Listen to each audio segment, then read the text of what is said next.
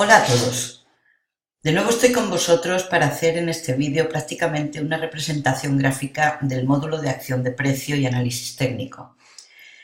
En este módulo nos vamos a centrar en aprender los conceptos más importantes y los que más vamos a utilizar.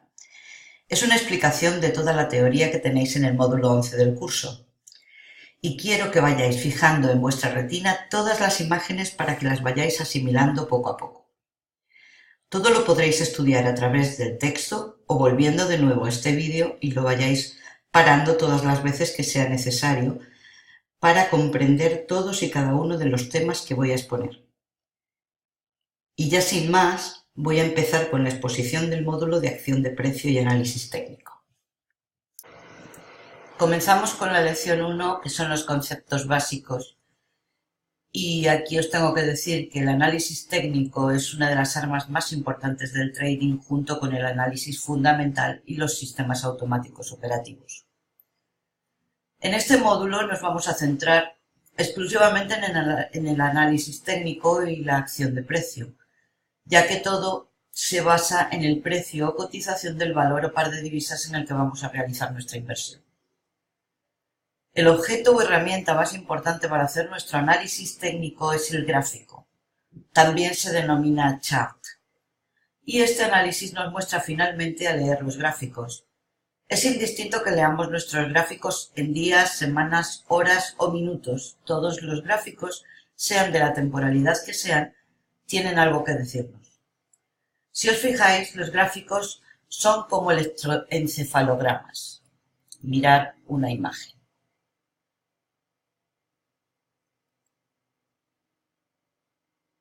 El mercado repite los patrones de velas deteniéndose siempre en las mismas zonas en las que se detuvieron anteriormente. En los gráficos se recogen todas las emociones que tiene el ser humano y, como hemos dicho antes, que se repiten una y otra vez esos patrones de velas, es por lo que asumimos que si queremos ser profesionales del trading tendremos que estudiar esos patrones y prestar mucha atención al precio para realizar la entrada en nuestra operación en el momento oportuno. Si hubiera que definir la base del análisis técnico, se podría decir que se trata de identificar en cuál de las tres etapas posibles se encuentra en ese momento el mercado y operar en consecuencia. Tenemos que determinar en principio si el mercado en ese momento está alcista, si está bajista o si está en una tendencia lateral, como vemos aquí. La tendencia alcista, tendencia bajista y tendencia lateral. Habitualmente en el mercado se suele estar en movimiento lateral. Sin embargo, cuando entran en tendencia alcista o bajista, es cuando los traders comienzan a tener oportunidades dentro del mercado.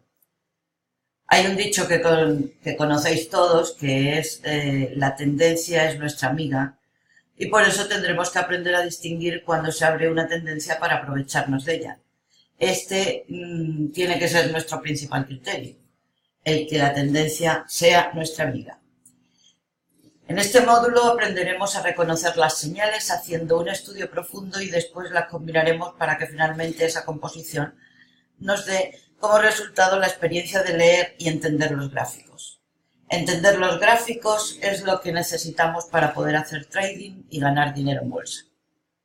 Tenemos que tener claro que se gana dinero en bolsa tanto cuando el mercado sube como cuando baja. Es totalmente indiferente, se gana de cualquier forma. Y finalmente, en esta primera lección os diré que el análisis técnico, aunque no es tan infalible como creemos, efectivamente funciona, aunque no sea al 100%. Por eso vamos a dedicarnos a aprender ese análisis técnico y nos centraremos en las velas y patrones realmente eficaces. Ahora vamos a ver en esta segunda lección la teoría de Dow. El análisis técnico nace a principios del siglo XX cuando Charles Dow escribió unas reglas para comprender los mercados. Las reglas fueron muy sencillas, pero resumen lo más trascendente que hay que conocer sobre el análisis técnico. Es conveniente que estas reglas las comprendáis y memoricéis para utilizarlas durante vuestra época, no solo de estudiantes, sino todo el camino posterior como trader. Dow determinó que la bolsa era un ente con personalidad propia y que aunque los valores o divisas que la determinan tienen una singularidad propia, al final todos o casi todos se mueven más o menos al mismo tiempo. En definitiva, lo que nos dice es que, en primer lugar, el mercado consta de tres tendencias, la principal o primaria, la secundaria en la que nos encontramos con los rebotes correctivos contra la tendencia y la tendencia del día a día, que son las fluctuaciones intradía de las que podemos obtener muy buenos beneficios. Nunca vamos a observar un gráfico en el que no haya sucesivos picos y valles, como podéis ver aquí. Picos, valles, picos, valles, picos, valles. Todo el gráfico nos lo vamos a encontrar siempre con este tipo de formaciones. Lo más importante a tener en cuenta en la afirmación que hemos hecho anteriormente es que una tendencia alcista, los mínimos, solo los mínimos, tienen que tener una posición ascendente. Como vemos aquí, este es un mínimo y la posición siguiente es ascendente. Otro mínimo, la posición siguiente es ascendente. Otro mínimo y la posición ascendente. Otro mínimo y la posición ascendente.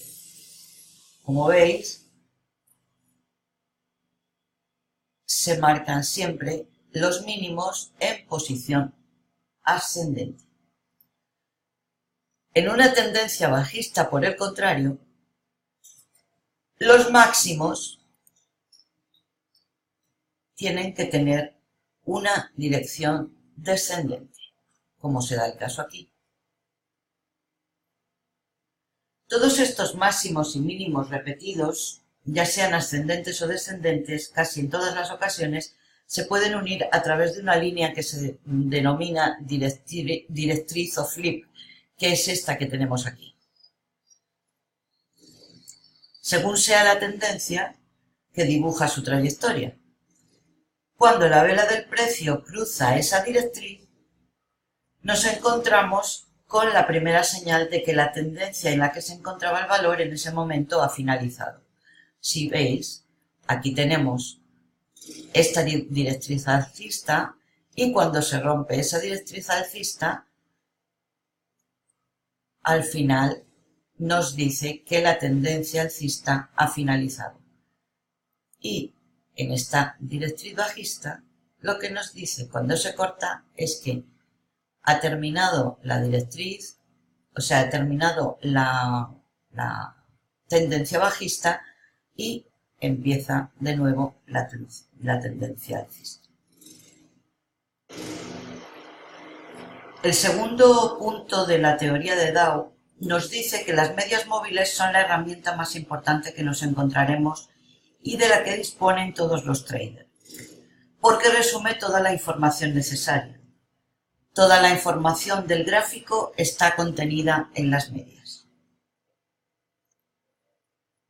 El tercer punto nos dice que las tendencias se componen de tres fases: la fase de acumulación, la fase intermedia o de tendencia y la fase de distribución.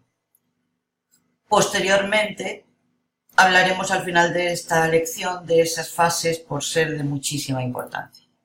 Como veis, la fase de acumulación, en esta imagen, la fase de tendencia, la fase de distribución y posteriormente vuelve otra vez a ver otra fase de tendencia. En esta imagen vamos a ver un poco más ampliado el desarrollo de estas fases de acumulación, fase intermedia o de tendencia y fase de distribución. Como vemos, el precio después de una bajada importante entra en una zona de acumulación, que es esta primera etapa, después entra en la etapa 2 o la tendencia alcista con 3 impulsos, incluso un cuarto impulso, y finalizada la subida, el precio entra en la zona de distribución, como veis aquí, que es esta etapa 3, para posteriormente venir una caída con sus diferentes impulsos también. Y esta sería la tendencia bajista. El cuarto punto de la teoría de Dow nos dice que podemos ver que una tendencia está en impulso mientras no aparece ninguna señal de haberse dado la vuelta. Tenemos que tener muy en cuenta este concepto porque es absolutamente importante. El mercado nunca se mueve en línea recta, siempre lo hace como si fueran los dientes de una sierra, en zigzag, como vemos aquí. Siempre en zigzag. Siempre que hayamos entrado en una operación, debemos saber que constantemente se producen rebotes en contra de la tendencia. Y es ahí cuando empezamos a angustiarnos. Tenemos que ser capaces de saber lo que representa un rebote, que no debe hacernos salir de nuestra operación o posición, y lo que es en realidad un cambio de tendencia, que es lo que realmente nos tendría que llevar a hacer un cierre urgente de la posición y la apertura de otra posición en la dirección contraria. El quinto punto de la teoría de Dow nos dice que tenemos que tener en cuenta el volumen. Sobre todo esto estamos hablando de cuando trabajamos en forex, evidentemente, o en acciones, ya que el volumen nos confirma la tendencia, porque el volumen tiene que desarrollarse en la dirección de la tendencia. El volumen es primordial y lo tenemos que considerar siempre. Cuando existe una subida o una bajada importante y hay muy poco volumen, lo más habitual es que nos encontremos ante una manipulación de las grandes corporaciones o grandes inversores. Y tenemos que tener mucho cuidado ante situaciones así, porque es fundamental que tengamos en cuenta el volumen. Ahora os voy a explicar las tres fases de las que hemos hablado anteriormente. La fase de acumulación. En la fase de acumulación, los grandes inversores y grandes corporaciones comienzan a interesarse por un determinado valor. Para tomar su posición, el volumen que necesitan incorporar a ese mercado o valor por el que se han interesado es altísimo, ya que estamos hablando de grandes corporaciones e inversores.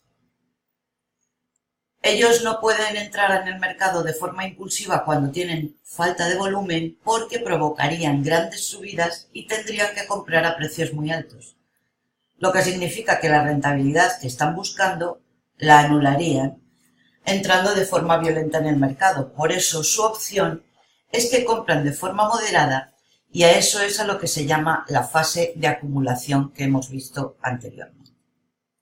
De esta forma intentan que el precio nunca suba en exceso, y cada vez que sube reservan pequeñas cantidades para hacerlo bajar de nuevo si se repite, y así se repite siempre la operación.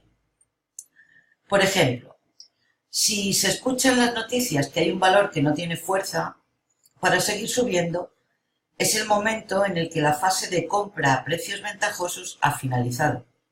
Entonces, estos grandes inversores y corporaciones, con su resto de dinero en esta fase de acumulación, se ven obligados a comprar a cualquier precio, y eso es lo que provoca el gran estallido de compras de otros compradores más pequeños que les siguen en su trayectoria. En la gran parte de las ocasiones, esta acción origina el principio de una tendencia alcista, y con ella entramos en la fase intermedia o fase de tendencia. Una vez que estas mismas grandes corporaciones o grandes inversores, que supieron cuándo tenían que comprar y lo hicieron mucho más bajo el precio, saben que el valor que compraron ya no va a subir mucho más. Entonces es cuando comienzan el procedimiento contrario, que es a lo que se denomina fase de distribución, que es la que tenemos aquí y es la etapa 3. De nuevo tienen que hacer la misma operación que hicieron anteriormente. El volumen que tienen que invertir para hacer que la tendencia cambie de alcista a bajista también es enorme. No pueden vender todo de golpe porque sus ventas provocarían el desplome en los precios, que no podrían conseguir los beneficios apropiados. De esta forma, lo que hacen es que venden cuando está con gran volumen, pero en el momento en el que el precio baja mucho vuelven a comprar de forma rápida y con poco volumen. Así el mercado es capaz de asimilarlo, y cuando el mercado vuelve a estar en precio, nuevamente venden con el volumen que el propio mercado es capaz de asimilar. Y esto se repite constantemente. Estas fases de distribución por parte de los grandes inversores y corporaciones se dan cuando las noticias hablan de enormes subidas en el futuro y la euforia está en su máxima expresión. Para ellos es urgente vender para que otros inversores lo compren, así que cuando venden las grandes corporaciones y grandes inversores, compran los pequeños inversores. Cuando los grandes han vendido todo lo que tenían que vender, dejan que el mercado se desplome rápidamente, entonces los pequeños también venden muy rápido, acelerando así la velocidad de desplome del mercado, y a los grandes les hacen un favor porque de nuevo comienzan con un nuevo ciclo en el que los grandes seguirán intentando comerse a los pequeños inversores. Próximamente veremos cómo identificar con mucha fiabilidad cuando se produce cualquiera de estas fases. Bien, y esto que os he explicado es a lo que se llama realmente manipulación del mercado, que por otra parte tenemos que ser conscientes de que tiene que ser así, ya que en esto se basa su normal funcionamiento. Ahora vamos a ver la lección 3, en la que vamos a hablar de las formaciones básicas del análisis técnico. Las formaciones básicas del análisis técnico son los soportes y las resistencias. Se identifica como soporte a una zona de cotizaciones del gráfico donde el precio, cuando llega a esa altura, deja de bajar y hace como un rebote y vuelve a subir, que sería este caso.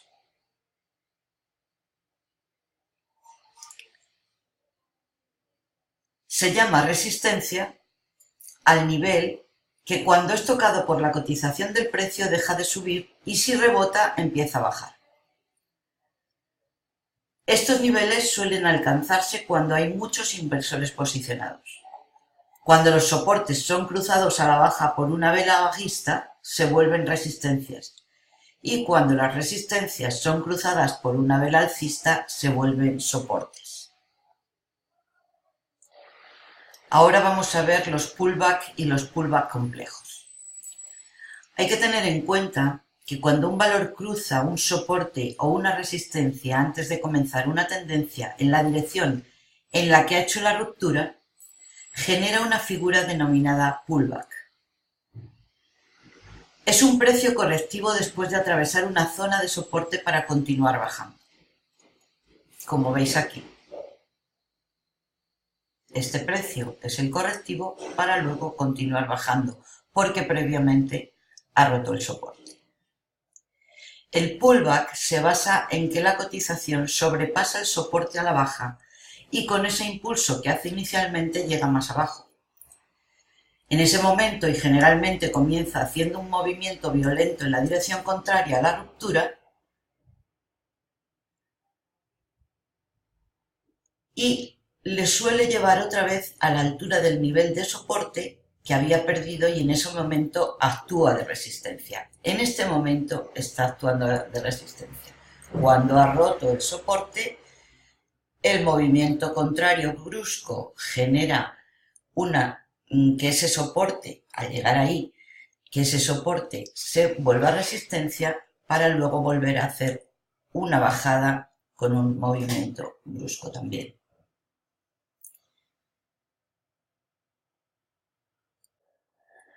Una vez que ha hecho el pullback, es un momento en el que tenemos que estar muy pendientes del gráfico, ya que si vuelve a posicionarse por encima del nivel de soporte, estamos ante una ruptura falsa.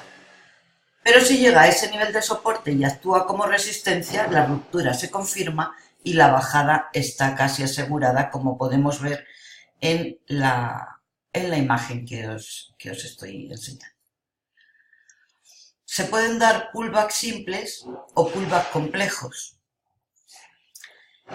Esta imagen representa los dos tipos de pullback. Ahora vamos a ver el throwback o pullback alcista. El llamado pullback alcista es exactamente lo contrario al pullback bajista. Se produce en una ruptura de resistencia. Esta es la ruptura de resistencia, traspasa la línea de resistencia y sigue subiendo. Se vuelve otra vez hacia el punto de resistencia que ahora se ha convertido en soporte. Cuando aquí era resistencia, aquí se ha convertido en soporte. Y en el momento que llega a ese nivel de resistencia convertido en soporte, vuelve a subir sobre ese nivel y confirma la ruptura. Entonces hacemos una entrada al alza, que representa una entrada prácticamente asegurada como en el caso del pullback bajista. Esta imagen representa el típico desarrollo de un pullback en un mercado alcista. Pero quiero que tengáis en cuenta una cosa: las rupturas de soportes o de resistencias no son siempre en forma de pullback. Eso lo tenéis que tener siempre en cuenta. Ahora vamos a ver lo que son los canales. Tenemos canales bajistas, canales alcistas y canales laterales. Los canales son una variedad más de las líneas de tendencia. Las líneas de tendencia, como ya hemos dicho, es la línea que llamamos directriz o flip y que une los cíclicos máximos descendentes en el caso de ser una directriz bajista, y en el caso de ser una directriz alcista lo que hace es unir los máximos ascendentes, siendo en unos casos más regulares que otros. Pero para producirse un canal, lo que hacemos es trazar una línea entre los máximos y otra línea paralela de mínimos. Y en esa fase se produce este canal que va rebotando de una línea a otra de las líneas paralelas. Se produce lo mismo en este canal, que como vemos es bajista por haber unido la línea o flip de los máximos y trazando la paralela en los mínimos. Este sería en este caso un canal bajista, como veis. Aquí estamos ante un canal alcista que se produce en las mismas condiciones y un canal lateral uniendo mínimos y máximos, y este, como veis, va rebotando todo el precio en esa zona. Ahora vamos a ver en la lección 4 las figuras complejas. En esta lección vamos a ver los patrones o figuras más importantes. Existen muchas otras, pero vamos a dar prioridad a las figuras más habituales que nos marcan la entrada de una operación o cambio de tendencia. En primer lugar, vamos a hablar de los gaps o huecos. En las operaciones a corto plazo, los gaps de apertura que se producen sobre todo en las bolsas europeas, porque están sujetas a lo que pasa en la bolsa de Nueva York. En muchos casos son muy peligrosos, ya que cuando se cierran los mercados en Europa, los mercados de Estados Unidos siguen abiertos durante 5 horas, tiempo en el que todavía pueden pasar muchas cosas. Por ese motivo se producen esos huecos de apertura en la dirección contraria de la tendencia que parecía que iba a seguir el cierre del día anterior. Esos gaps o huecos causan grandes pérdidas en posiciones que se dejaron abiertas durante el día anterior, tal y como podéis ver en la figura que os estoy enseñando. Esta zona donde está el óvalo, eso es a lo que denominamos gap. Otra de las figuras muy importantes y efectivas y que se ve en muchas ocasiones es la isla, y también llamada islote. Esta figura representa en la mayor parte de las ocasiones un cambio de tendencia, y suele ser un cambio de tendencia bastante violento, y se puede dar tanto a la alza como a la baja. Se produce tal y como se ven en las imágenes. Cuando vemos este tipo de figuras siempre se produce un cambio de tendencia prácticamente inmediato. Como veis, en una isla de vuelta con tendencia bajista, tenemos que se produce un gap y posteriormente un cambio de tendencia, se produce un gap tanto en la bajada como en la subida. y ahí es donde se produce un cambio prácticamente inmediato. En la isla de vuelta en tendencia alcista pasa lo mismo, se produce un gap en la tendencia alcista, se genera un cambio y un gap nuevamente para confirmarnos la tendencia bajista. Otra figura también muy importante de cambio de tendencia es la de hombro, cabeza, hombro. Esta figura tiene que cumplir una serie de requisitos para darse y empezamos con el hombro izquierdo. En primer lugar, tiene que haber una subida inicial con un fuerte volumen, que es esta, siendo el mínimo superior a la media de los últimos días. Luego tiene que aparecer una bajada, que es con la que termina el dibujo de hombro izquierdo. Y al mismo tiempo se tiene que producir una bajada de volumen, que esto no lo vemos aquí en la imagen, pero lo veremos próximamente en los gráficos con volumen. Ahora entramos en la cabeza, que se da de nuevo una subida con gran volumen, pero generalmente la subida no es tan grande como en la del hombro izquierdo. Se dibuja la cabeza haciendo de nuevo otra bajada y el volumen empieza a bajar otra vez. Para generarse el hombro derecho, una vez se produce una nueva subida, pero ya el volumen es muchísimo menor que en las dos subidas anteriores. Y otra vez se produce otra bajada, terminando de dibujar el hombro derecho. Esta figura también puede darse invertida. Y es una señal muy buena de compra si rompe la línea de la clavícula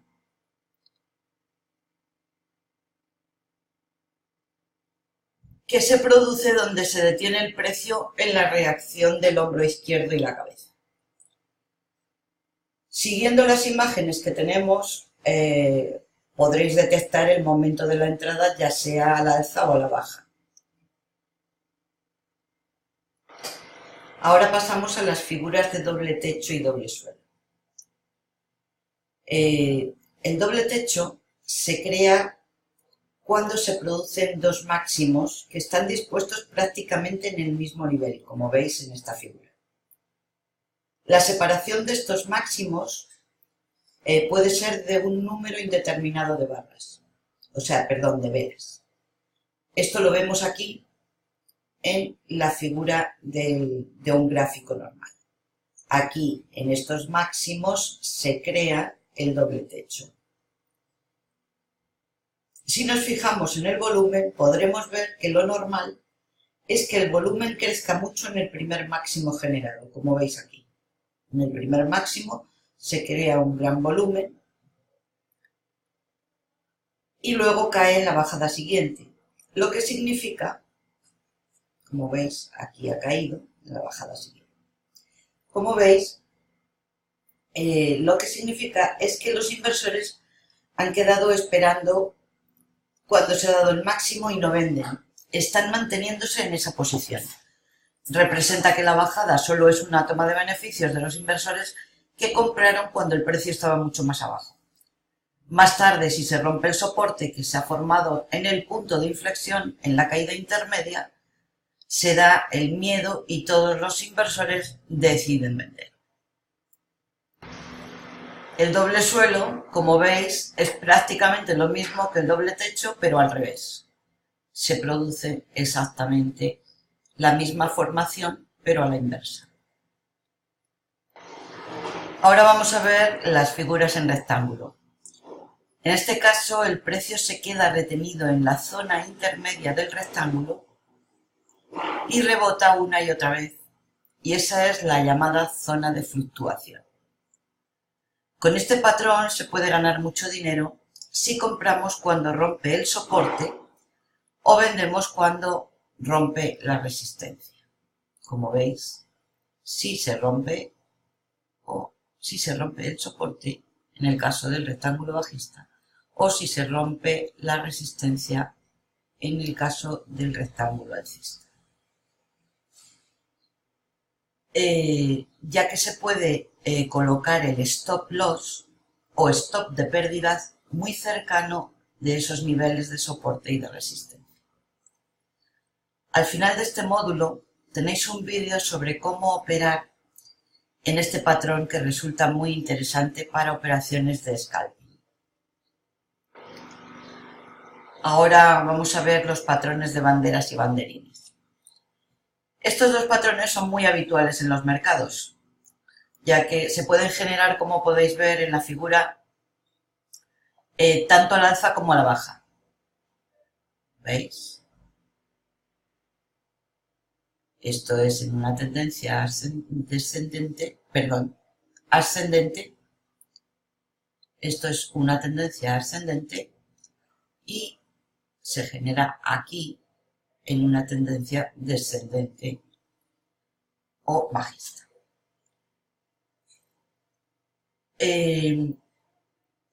Se llaman patrones de continuación de tendencia y son muy claras.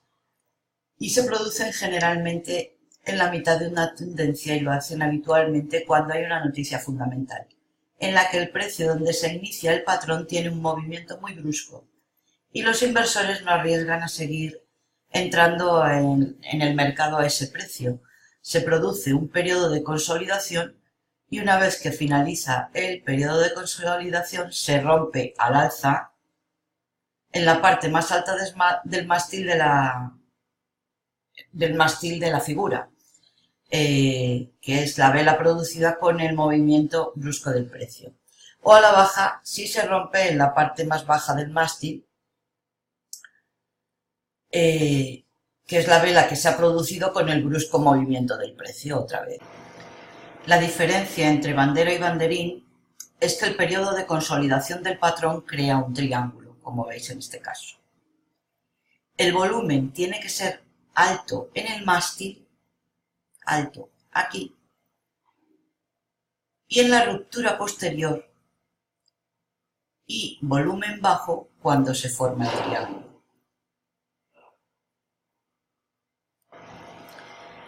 Vamos a pasar ahora a ver los patrones de triángulos. En este patrón nos encontramos con tres clases distintas de triángulos. Uno es el triángulo simétrico, otro el triángulo descendente y el otro el triángulo ascendente. Aquí tenemos la figura del triángulo simétrico.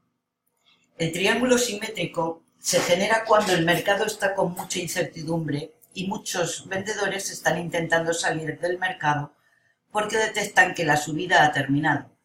Sin embargo, también están los compradores que, al contrario que los vendedores, prevén que lo que se está produciendo es simplemente un rebote bajista y ellos intentan comprar con la máxima celeridad para no perder la oportunidad.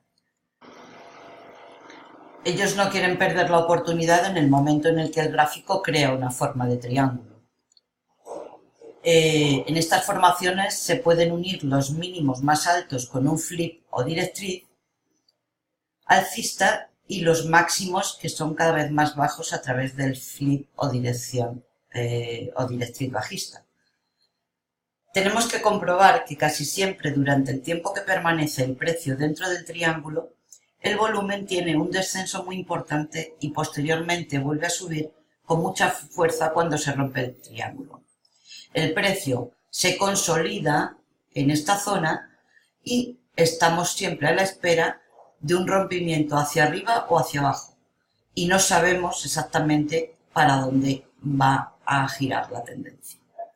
En el caso del triángulo descendente, el patrón cambia considerablemente. Aquí hay un soporte donde los grandes inversores o corporaciones entran al mercado pero no entran por encima de ese soporte. Aquí el interés del comprador es menor que el interés del vendedor. Este patrón puede romperse por cualquiera de sus lados, pero lo normal es que rompa por debajo, ya que los vendedores son los realmente interesados y no está compensado dicho interés con los compradores.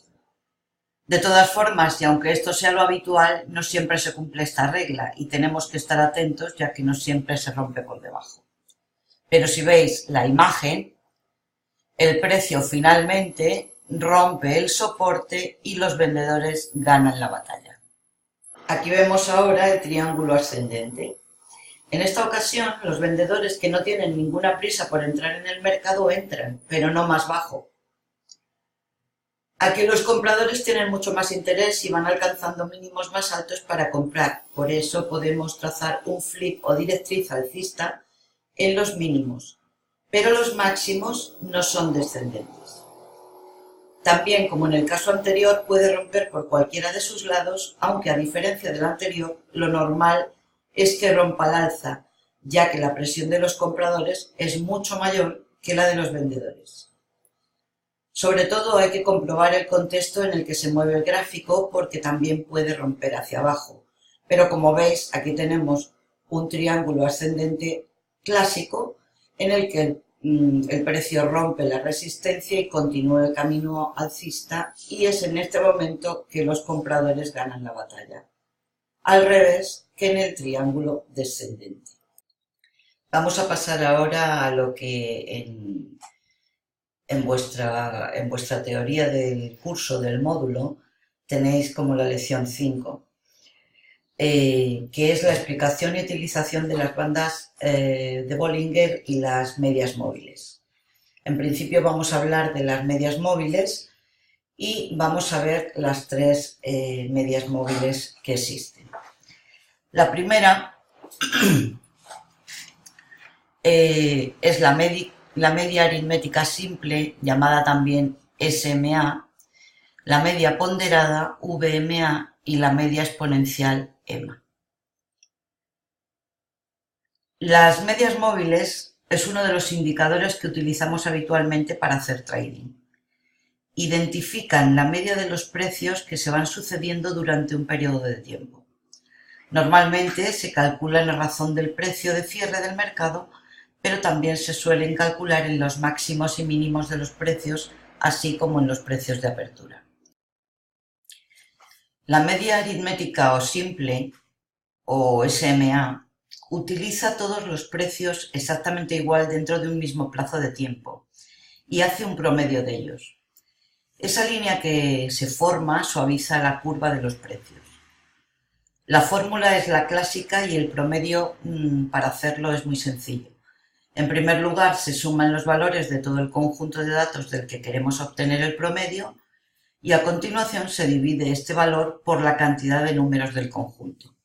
El resultado es el valor medio o promedio. Veréis la fórmula también en vuestra teoría del módulo que estamos tratando en este momento. Los traders suelen utilizar las medias móviles simples con periodos largos de tiempo, pues 50, 100, 200 periodos, y de esta forma identifican los cambios de tendencia a largo plazo. Luego tenemos la media ponderada o VMA. En esta media móvil, que es muy parecida a la media simple, la diferencia es que los precios se ponderan de diferente forma. Y es que da mucho mayor peso a los precios más recientes que a los precios más antiguos. Por eso una media móvil ponderada de 7 días, por ejemplo, le otorga mucho más peso al precio actual que al de hace 7 días. Las medias móviles ponderadas las utilizamos para acentuar la dirección de la tendencia y mitigar las variaciones de precios y de volumen, que es a lo que se denomina en el argot financiero ruido del mercado, ya que en muchas ocasiones puede confundir la interpretación de la acción de precio. Podemos decir que cuando el precio está por encima de la media ponderada o VMA y tiene una dirección alcista, la podemos considerar una señal de compra. Si por el contrario la VMA está marcando una dirección bajista, se puede considerar una señal de venta. Con las medias móviles nos acostumbraremos a trabajarlas en mercados con tendencia, ya sea alcista o bajista, porque en los mercados laterales suelen originar señales falsas. En general, las VMA son más propensas a crear señales falsas en comparación con las medias móviles simples. Una práctica muy habitual en muchas estrategias es la de trazar, por ejemplo, una media ponderada, una VMA, de 15 periodos en color rojo, como veis en la imagen. Aquí la veis. Esta es una media ponderada de 15 periodos, la roja, y otra media simple, también de 15 periodos en color amarillo. Bueno, los dos colores los podemos elegir nosotros como queramos, pero en este caso tendríamos que la VMA roja cruza a la SMA amarilla con un movimiento descendente, como veis. En este momento, cuando la cruza, nos está dando una señal de entrada a la baja. Si la VMA roja cruza a la SMA amarilla con un movimiento ascendente, nos está dando una entrada al alza. Esto lo podéis ver perfectamente en esta imagen. Seguidamente tenemos la media exponencial o EMA. La media exponencial o EMA es la más apreciada por la gran mayoría de los traders, ya que le da un peso superior a los cambios más próximos al cambio actual.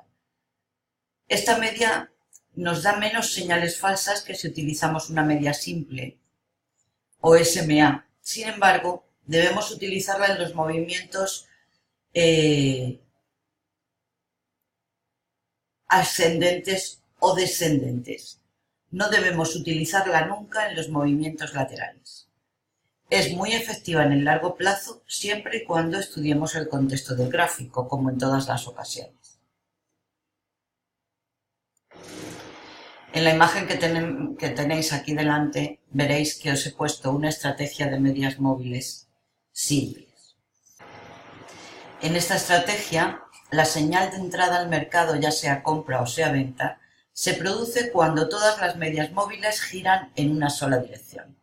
Como veis, aquí se han juntado las tres medias móviles y todas las tres juntas han girado hacia una tendencia bajista. Por el contrario, aquí, cuando se han juntado las tres y todas han girado hacia una tendencia alcista, es cuando podemos hacer la entrada en una operación al alza. Aquí os pongo también otra estrategia también muy eficaz, que es la estrategia triple de cruce de medias. Esta estrategia es válida para entradas al alza y también a la baja. Es más efectiva en entradas a la baja, pero también funciona muy bien. Se puede utilizar perfectamente en cualquier periodo de tiempo o time frame, desde velas de 5 minutos hasta velas de un día. La configuración os la dejo aquí para que la practiquéis cuando queráis. Ahora vamos a ver cómo se hace la entrada en la operación. Bueno, vamos a ver. En este caso, todas las EMAs se tienen que juntar en un mismo punto y justo después confirmar la entrada rompiendo el soporte o la resistencia más cercanos al punto donde se han juntado, dependiendo siempre de si es un movimiento al alza o a la baja. Cuando se inicia la operación, es conveniente tenerla abierta hasta que el precio cruza la EMA de 40 periodos, donde podemos hacer el cierre si estamos hablando de una operación en Forex. También la podemos utilizar en periodos más cortos en opciones binarias. Como veis en la imagen, justo donde se juntan las tres EMAs, empieza una dirección a la baja y en este punto de unión, y cuando cruzan las tres velas, o sea, las tres medias, hacemos una entrada a la baja en este caso. Seguimos por aquí y en este punto donde la EMA de 4 periodos cruza la EMA de 40 es cuando tenemos que cerrar la operación si es una operación de Forex. En el caso de ser una operación de opciones binarias, hacemos la entrada aquí a los minutos que hayamos decidido. En este caso, pues podemos poner un un máximo yo pondría de 5 velas. ¿De acuerdo? Aquí tenéis toda la configuración y la forma de entrar y salir de la operación en esta imagen para cuando queráis hacer prácticas con ella. Continuamos ahora con las bandas de Bollinger. Las bandas de Bollinger son unas líneas que forman una banda y se crean en torno a una media móvil, que sería esta media móvil central. Y estas son las bandas, la superior y la inferior.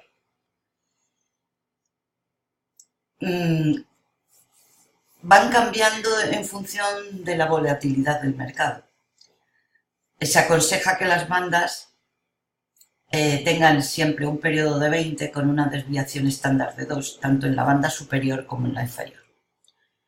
Generalmente el precio de cotización durante la mayor parte del tiempo se mantiene dentro de los canales que forman las bandas. Los movimientos del precio más relevantes se crean cuando las bandas son estrechas, ya que cuando son más anchas, el precio intenta corregirse en un breve espacio de tiempo. Cuando la cotización está fuera de la banda, nos dice que el par de divisas o acción está teniendo una tendencia muy enérgica.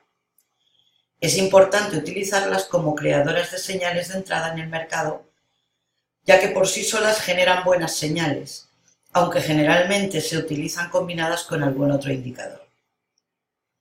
Siempre lo mismo que en ocasiones anteriores, fijándonos en el contexto del mercado, en ese momento podemos entrar en una operación. Si el precio sale de las bandas, esperamos para entrar en una operación a la contra, como es este caso, o este caso. Entonces entramos en el momento en el que vuelve a confirmarnos la entrada en el canal. Por ejemplo, las bandas se salen, las velas salen del canal, vuelven a entrar en el canal y en el momento que se confirma entramos a una operación a la baja en este caso, y aquí sería al revés. Las velas descendentes salen del canal, vuelven a entrar y esperamos que se confirme para hacer una entrada al alza. En esta imagen podéis ver la efectividad que tienen las entradas en el mercado cuando lo hacemos con las bandas de Bollinger. Entramos ahora a estudiar los osciladores.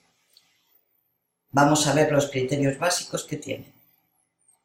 Los osciladores son un tipo de indicadores muy efectivos, ya que, como hemos visto anteriormente con las medias, comprobamos que lo primordial en ellas es detectar y operar a favor de la tendencia. Además de esto, veremos qué es el oscilador que nos genera señales para operar en el momento que hay una tendencia lateral. Este indicador es el único que podemos utilizar con fiabilidad en este momento. Como en todas las ocasiones, lo primero que tendremos que hacer será determinar la tendencia que tiene el mercado en ese momento en el que decidimos operar, o bien si no hay tendencia o estamos en un mercado lateral. Vamos a hablar aquí un poco más en profundidad tan solo de 3 osciladores. Posteriormente haré un recorrido muy por encima del resto de los osciladores con el fin de que los conozcáis, pero al no tener utilidad práctica solo los repasaremos. Es importante que sepáis que ese resto de indicadores no funcionan correctamente ni en gráficos de semanas, ni en meses, ni en gráficos de valores con bajos volúmenes, ni en índices, y es por todo ello por lo que haremos simplemente será nombrarlos para que sepáis que están ahí. Los 3 osciladores que vamos a utilizar o vamos a estudiar va a ser el oscilador estocástico, el oscilador RSI y el oscilador MACD. Empezamos con el oscilador estocástico. Este oscilador nos da señales de compra o venta y su fórmula es sencilla. Se fundamenta básicamente en que al existir un aumento de precio, el precio de cierre está muy próximo al máximo del día y a la inversa. se calcula a partir de una fórmula que tenéis en el texto, en la teoría del módulo. Sería exactamente en la lección 6, en el punto 1. Es posible que nunca utilicéis, que nunca necesitéis la fórmula para nada, porque evidentemente los brokers ya la tienen calculada y cuando configuramos nuestra estrategia con el oscilador estocástico aparece ya configurada. He querido ponerla porque quiero que comprendáis en qué se basa su creación. La configuración del estocástico en el gráfico, en este gráfico que os he puesto aquí, lo vamos a hacer según nuestras preferencias, pero yo os he puesto aquí la configuración más apropiada para nuestras operaciones. También lo tenéis todo en la teoría del módulo y no tenéis que tomar nota, porque lo tenéis ahí, ¿no? Pero bueno, os quiero decir que la configuración la ponemos siempre en periodo 14, tanto por ciento K, 6 y tanto por ciento de 3, siempre con una media exponencial. Aparte de esta configuración, en el gráfico también aparecen dos bandas dibujadas, que son estas dos, en la que en la línea superior la tenemos configurada en 80 y la línea inferior la tenemos configurada en 20. Si en tanto por ciento K la señal, si el tanto por ciento K es superior a 80, la señal que nos da es de venta. O sea, si el tanto por ciento K, que estaría por aquí, y es superior a 80, que es este, la señal que nos da es de venta. Si el tanto por ciento K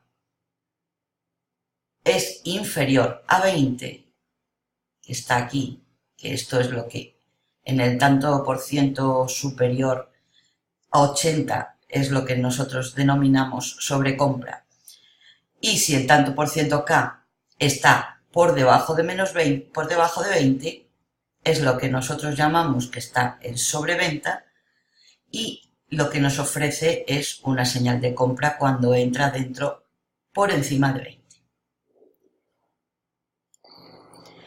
Otra buena opción también es no poner las bandas tan exageradas, observando en ellas también la sobrecompra y sobreventa, pero la podemos configurar para no ser tan exageradas con una línea superior de 70, como os he puesto aquí el ejemplo, y una línea inferior de 30. Funciona lo mismo y, como veis, os he puesto una comparativa entre los dos valores para que vosotros mismos observéis la visualización de las bandas en ambas configuraciones. Yo personalmente prefiero verlo con mayor claridad en la configuración de 70-30. Como podéis observar en la imagen, la formación de compraventa y sobreventa se hace más evidente en la opción de 70-30 que en la de 80-20, siendo ese el motivo de mi preferencia por esta configuración. Pero en cualquier caso, vosotros podéis poner la que queráis porque en ambos casos es válida. Como os he comentado, gracias a este indicador sabemos muy a ciencia cierta cuándo un valor se encuentra en una situación de sobrecompra o de sobreventa. Con lo que nos dice también cuándo puede estar próxima a una corrección en sentido contrario. Es una gran herramienta con independencia del periodo de tiempo que escojamos para nuestras operaciones. Existe un sistema muy sencillo de utilización del estocástico que os voy a presentar a continuación.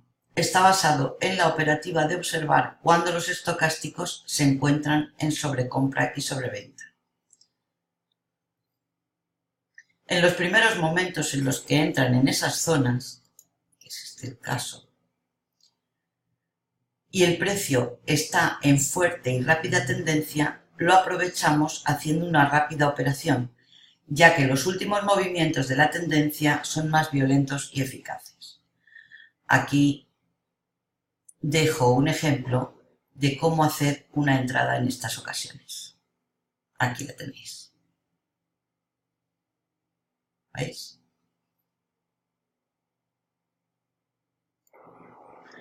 El estocástico también es muy útil en las divergencias.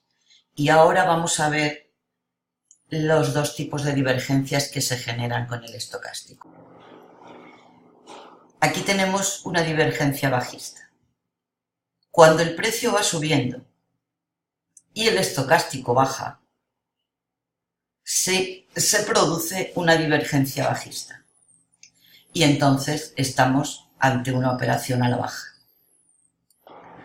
La divergencia alcista se trata de que cuando el precio baja, como veis, cuando el precio baja, el oscilador estocástico sube. Ahí se genera una divergencia entre el precio y el estocástico y estamos ante una operación al alza. La descoordinación que se crea entre el precio y el indicador nos dice que estamos ante una señal cercana a la corrección en el precio, precisamente para corregir esa descoordinación creada entre el precio y el oscilador. Hay 3 criterios a seguir en cada una de las opciones. El primero se trata de que cuando las dos líneas han superado bien el nivel de 70 de sobrecompra y posteriormente se cruzan a la baja, ese es el momento de vender y se confirma cuando de nuevo se vuelven a cruzar como mínimo por debajo de 70 u 80, dependiendo de la configuración que hayamos hecho. Si esto no se produce, no se puede confirmar, ya que puede mantenerse durante mucho tiempo el precio en sobrecompra realizando muchos cruces falsos. El segundo criterio es que cuando las dos líneas han rebasado a la baja el nivel de 30 y posteriormente se cruzan en un movimiento al alza atravesando de nuevo como mínimo el nivel de 30 al alza, es cuando se produce una señal de compra. Mientras no supere al alza el nivel de 30, tampoco podemos entrar en la operación porque sería también un posible cruce falso. Con la configuración que os he dado anteriormente del estocástico, tenemos otra tercera señal, que son los cruces a la baja o al alza en una altura media del indicador, sin que las líneas hayan llegado a sobrecompra ni a sobreventa. Pese a ser una herramienta muy útil, no lo podemos utilizar como panacea universal, ya que siempre tendremos que utilizarlo con otros indicadores. Es por lo que tenderemos a ver otros indicadores más a la vez para confirmar nuestras entradas. Ahora vamos a ver el oscilador RSI, que significa índice de fuerza relativa. Este otro oscilador es muy popular y se suele utilizar con mucha frecuencia. Significa eso lo que os he dicho, índice de fuerza relativa. Funciona como el estocástico, ya que si evoluciona por encima del 70 significa que está en sobrecompra y si evoluciona por debajo de 30 también nos dice que está en sobreventa. Este sería el caso. Aquí ha evolucionado por debajo de 30 y nos dice que estamos en sobreventa. Y aquí, aunque lo ha rebasado por poco, ha evolucionado por encima de 70 y nos dice que estamos en sobrecompra. Aumenta su fiabilidad cuando se forman divergencias con los precios. Es mucho más fiable el oscilador estocástico, ya que es más completo porque cuanto más incrementamos el periodo es menos sensible y cuanto más se baja el periodo se comporta de forma más sensible. Ahora vamos a ver el oscilador MACD. Este es un oscilador muy efectivo y puede dar unos resultados extraordinarios. Compara dos medias móviles exponenciales que se dan en dos velocidades. La primera línea se crea con una media exponencial de 9 periodos. y no debe cambiarse. Los periodos de las dos medias exponenciales suelen situarse en 9 y 18. Sin embargo, cada trader debe poner el que más se ajuste a su operativa, lo mismo que en los anteriores. Genera muchísimas señales de entrada y de salida y las combinaciones más efectivas son periodo rápido de 9, periodo lento de 18 y periodo de la señal en 9 cuando hacemos operaciones de entrada.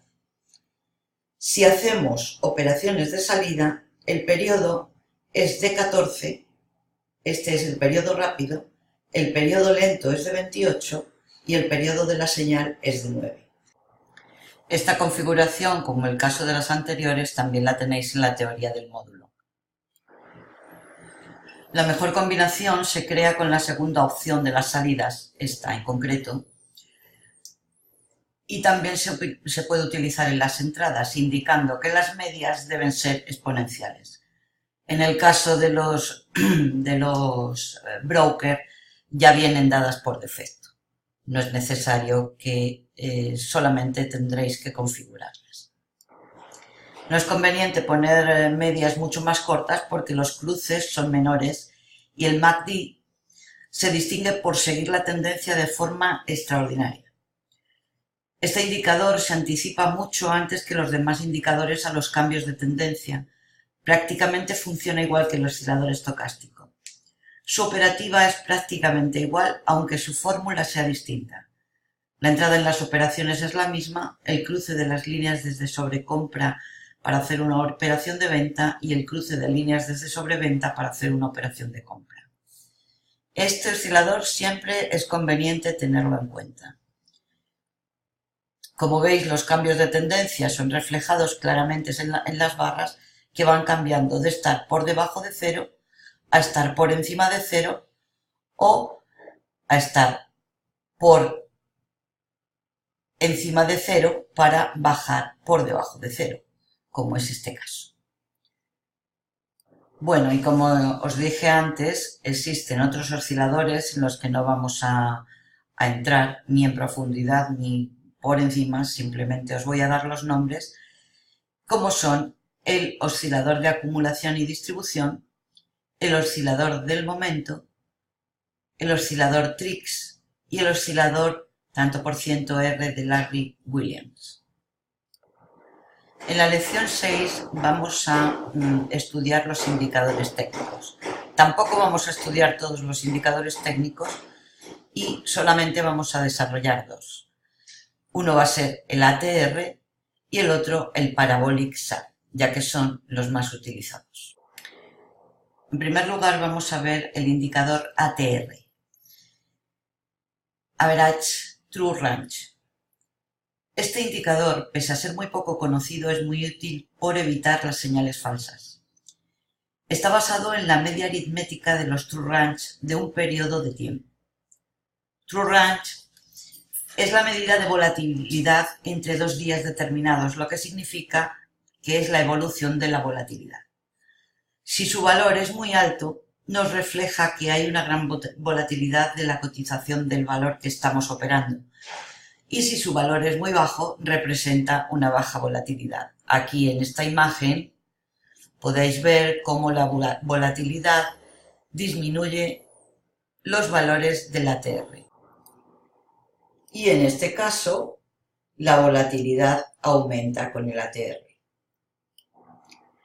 El periodo de la media que se nos aconseja utilizar es de 14, pero cada uno de los traders tiene que intentar encontrarlo haciendo una optimización de su gráfico.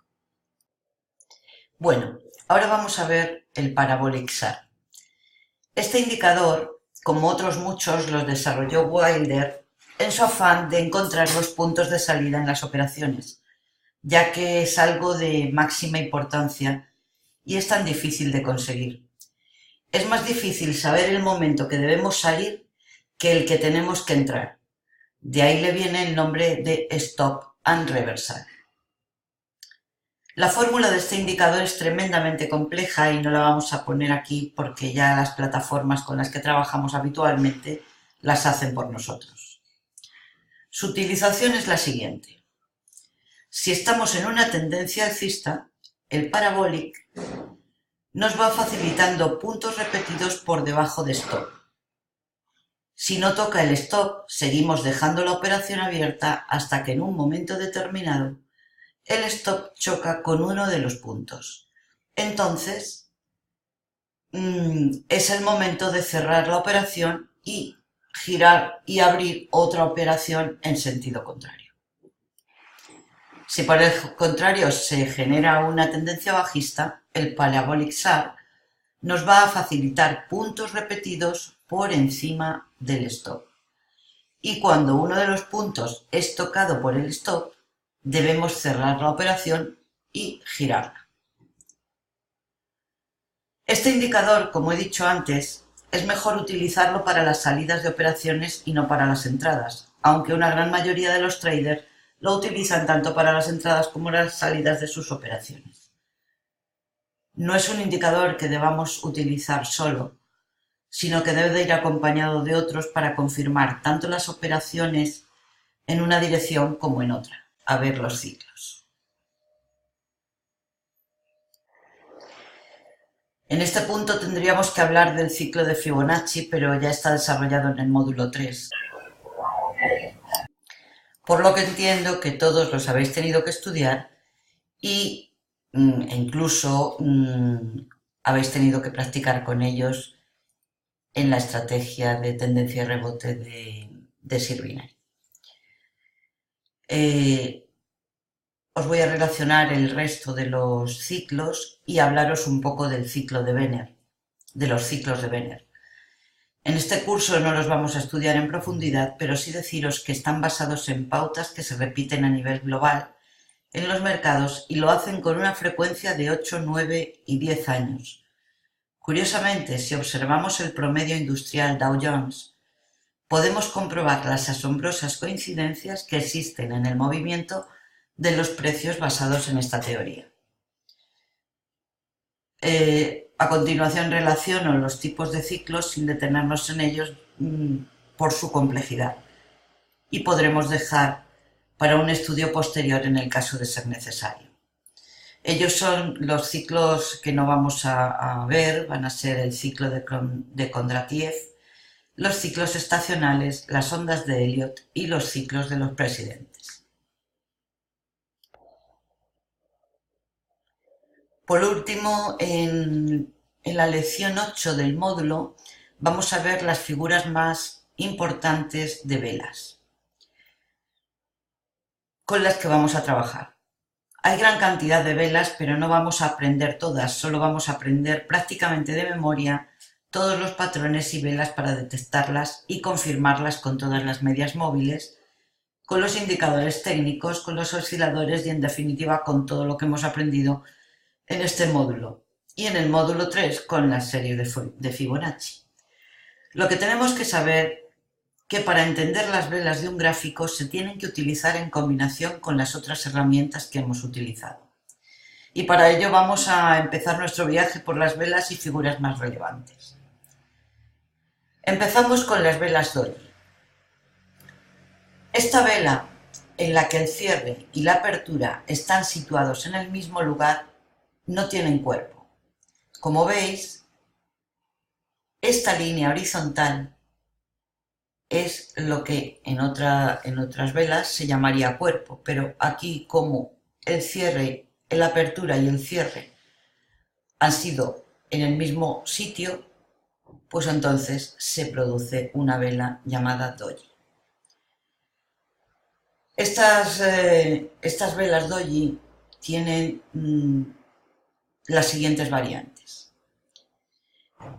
Esta sería la doji de piernas largas, esta es la doji piedra funeraria o lápida y esta es la doji libélula.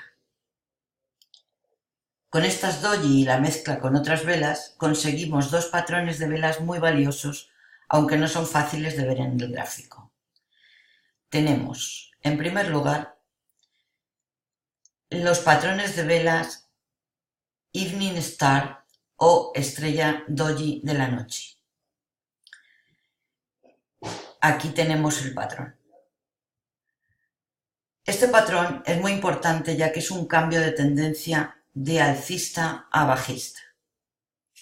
Como he dicho anteriormente, no es fácil ver una vela doji, por lo que este patrón también se puede sustituir por otra vela de cuerpo pequeño sin importar su color.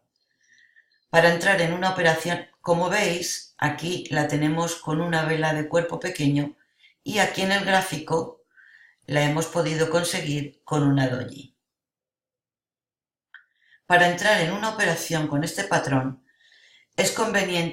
sería conveniente que se formase un gap de una parte a otra de la estrella, pero solo es conveniente porque en ningún caso obligatorio.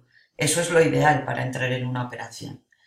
Lo que es más importante de este patrón es que la última vela, la tercera del patrón, invada el cuerpo de la primera vela profundamente.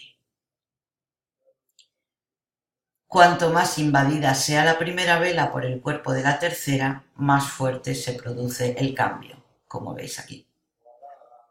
Entonces, aquí se produce un cambio fuerte bajista. Bien, ahora tenemos aquí la segunda formación, que es el Doji Morning Star o estrella doji de la mañana. En esta ocasión nos encontramos con el patrón a la inversa de la Evening Star, ya que es una importante figura de cambio de tendencia de bajista a alcista. Como podemos observar, aquí también se ha sustituido, como en el patrón anterior un doji por una barra de cuerpo pequeño que realiza la misma función que el doji. Las condiciones son iguales que en el anterior patrón.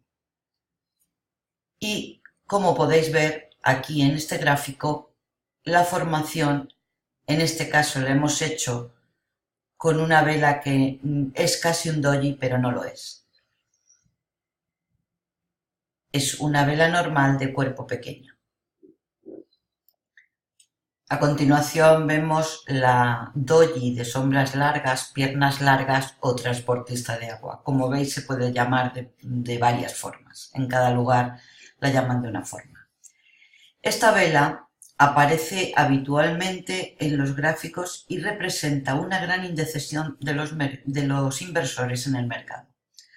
Por eso es muy normal que tras su formación se produzca un cambio de tendencia. Esta vela generalmente marca el suelo del mercado una vez que ha habido una gran caída y a su vez causa un gran giro al alza, como podéis ver en esta imagen que os he puesto aquí. Podéis parar tantas veces como necesitéis el vídeo, como dije anteriormente, porque es conveniente que fijéis en vuestra retina todas las formaciones de estas. En esta ocasión vamos a ver las formaciones de hombre colgado y martillo. Estas velas, al igual que las otras anteriores, nos avisan de un cambio de tendencia. Tienen un cuerpo pequeño donde no hay mecha superior o es muy pequeño. Sin embargo, la mecha inferior es grande. Tiene que tener como mínimo 2 veces el tamaño de su cuerpo. Cuanto más grande sea la mecha inferior, el movimiento de cambio de tendencia será más importante que se produzca posteriormente.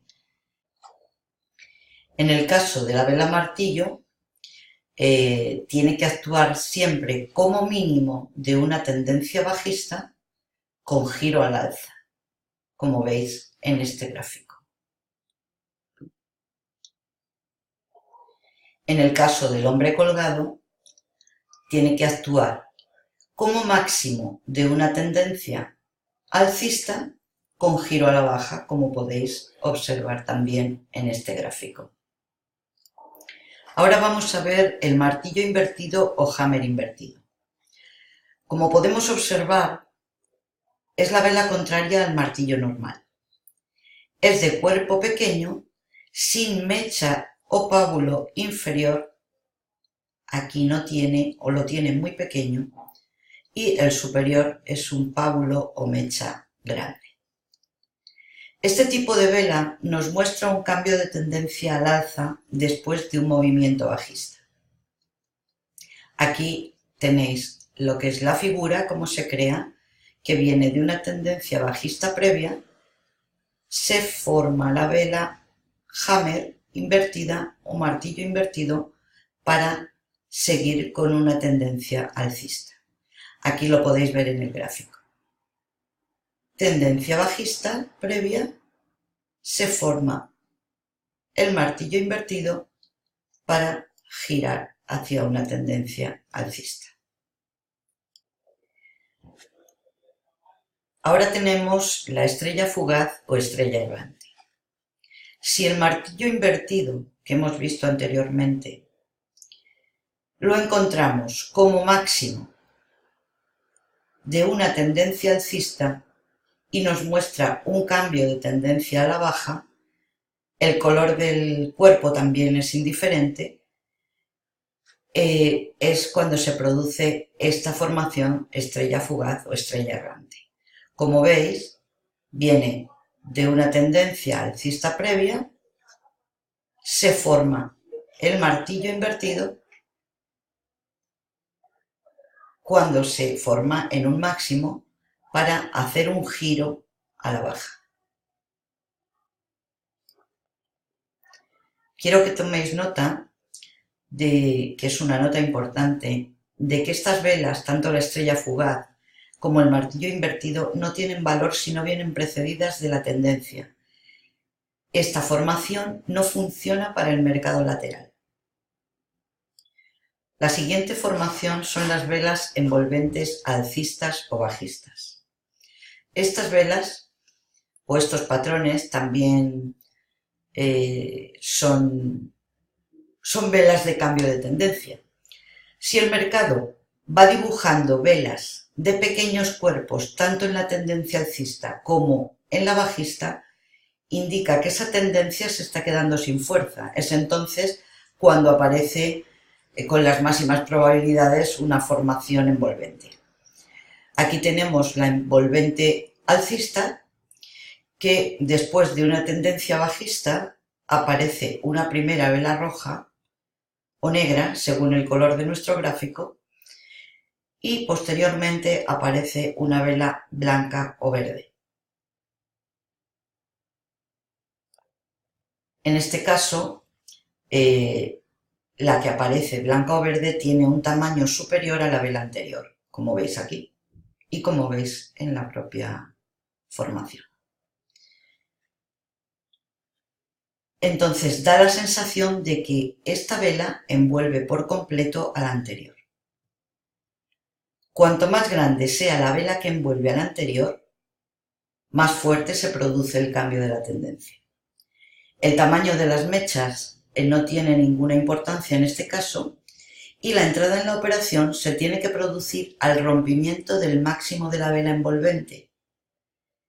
El cambio se produce de una tendencia bajista hacia una alcista. Como veis, viene de una tendencia bajista, se crea la vela que envuelve a la anterior roja o negra, y hace un giro al alza. La fiabilidad de esta envolvente alcista es alta.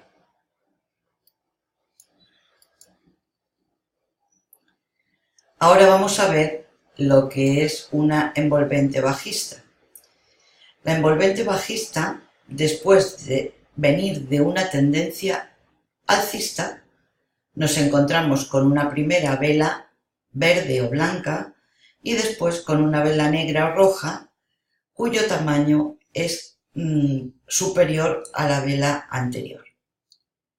Cuanto mayor sea la vela roja o negra, más importante es el cambio de tendencia.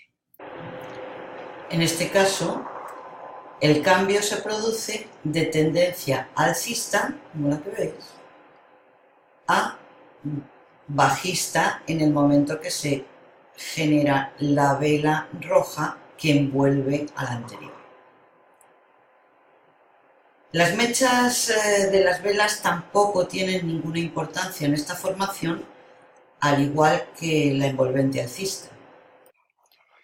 Bien, aquí vamos a ver las velas Arami o internas. Estas velas se producen con el efecto contrario de las velas que hemos visto envolventes. Las velas envolventes era que una vela grande envolvía a una más pequeña anterior. En el caso de las Arami, este patrón se produce cuando una vela de color opuesto sea mucho más pequeña que la vela anterior. Cuanto más pequeña sea, el cambio de tendencia que produce es mucho más fuerte. Con lo que podemos resumir que si la Arami o interna alcista viene de velas bajistas, nos encontramos con una vela pequeña de color verde o blanco contenida en una vela anterior de más tamaño, que tiene que ser de color rojo o negro. El patrón ideal se crea cuando después de la vela negra aparece un doji, como las tenemos aquí reflejadas. Esta sería una Arami simple alcista y esta una Arami doji alcista. En los dos casos son muy fiables las operaciones, pero nos podemos encontrar bien con una vela de cuerpo normal después de una vela roja o negra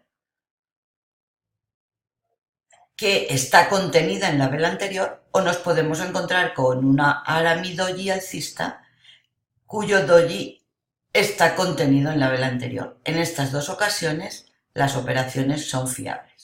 Siempre es más fiable cuando aparece un doji, pero son formaciones muy fiables. Bien, ahora tenemos la Arami o interna bajista, que es que cuando viene de una tendencia alcista nos encontramos con una vela de color rojo o negro contenida en la vela anterior. Esta vela tiene que ser de color verde o blanco para que ésta esté contenida en la anterior. Vemos su formación, que se puede hacer con una vela pequeña contenida en otra más grande y se llama Arami simple bajista, o tenemos la Arami doji bajista, que la vela que es contenida en la vela anterior es una vela doji. Esta formación de Arami doji bajista, como en el caso anterior, es la ideal para hacer una entrada a la baja. A continuación os hago un resumen de todos los patrones de velas existentes y recogidos en muchos libros. Los podéis ver en cualquier libro de patrones de velas. Estos patrones recogen los nombres utilizados para reconocer señales en forma de velas.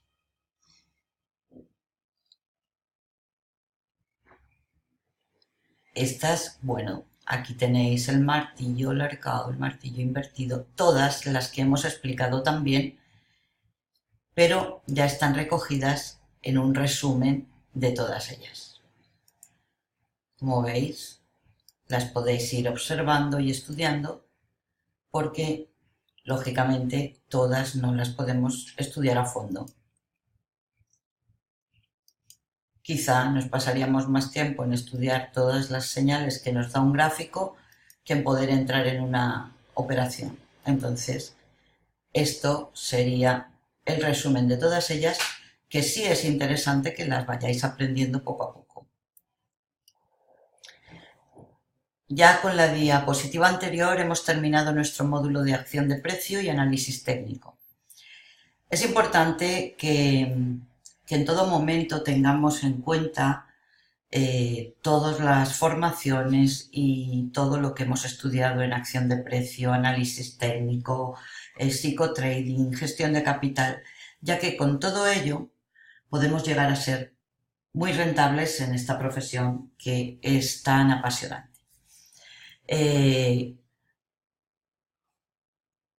Ya solo me queda deciros que en próximos vídeos seguiremos haciendo otro tipo de módulos y dejaros aquí, tanto con este vídeo como con la teoría que tenéis en el módulo 11 sobre este tema. Hasta pronto entonces.